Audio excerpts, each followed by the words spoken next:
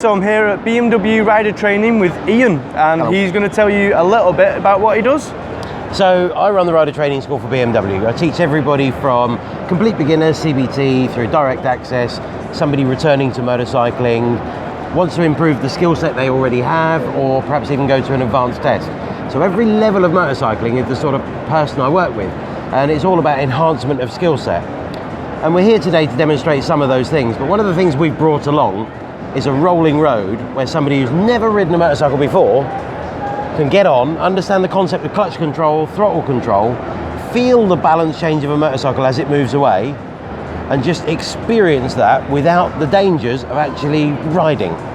And it allows them then to understand those controls before we put them on a motorcycle that they can move physically on. Okay, should we give it a shot? Let's go. Okay. And you can actually start off with your feet on the pegs. Oh, that's strange. So the bike is restrained in the sense that it cannot physically fall over. Okay. So if I move it side to side, it doesn't go anywhere. Yeah. But it can move on the roller that it sits on. And it'd be rather an unusual experience. I'll come to that shortly. So we'll start off first and foremost. We've got the ignition on already, so I'm just going to ask you to compress the clutch fully and just start the machine. And the first thing we need to work on is a little bit of throttle control, because it's an unusual situation to twist the throttle towards you. So we're just going to gently tease that towards you, and you can see the revs increase and decrease on the lower end. Yeah. So what we want to do is just watch the rev counter increase and see if we can raise the revs to about 3, and just see if we can hold it near that. So that's a visual interpretation. Now look away and listen to it, because their ears are really, really important when we're riding a motorcycle. Yeah. So now we'll roll it off, look away and raise those revs back to 3. About there. Yeah. And it's quite bizarre. So hold it at 3 if you can. And what you'll notice is you're actually able to do that without looking at it. Yeah. And it's a key function when we first start learning. We feel so intimate around this dashboard area. Yeah. And we start looking at it. Yeah. So I want to get those ears engaged straight away. Okay? We're now going to play with this clutch control. So what I want you to do is just slowly start to expand that clutch lever, gently, gently, until you feel the motorcycle start to change its sensation. And you'll start to feel, around about there, you start to feel it want to move. Starting to bite. Yeah.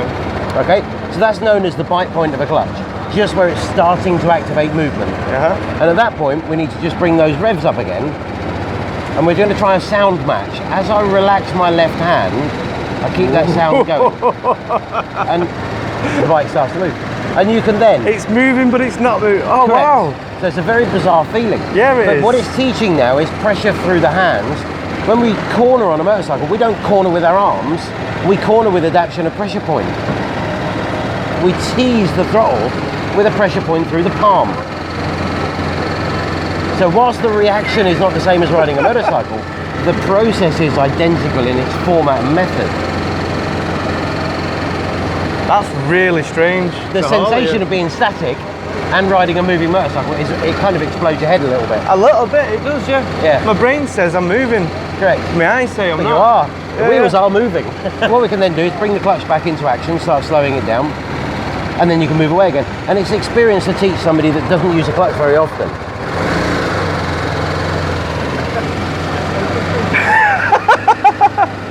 Yeah, that is surreal. For anybody that's ridden a motorcycle, it kind of makes their head go to a bit of mush. Somebody who's never ridden before, to understand this and that, where there's no danger of falling over or hitting something, is incredible. When I then put them onto a live motorcycle that moves, they've already made sense of this and they're looking where they're going. So, I mean, I can ride a bike. I've been doing it for a while. So, should we see how a beginner copes? I think we should.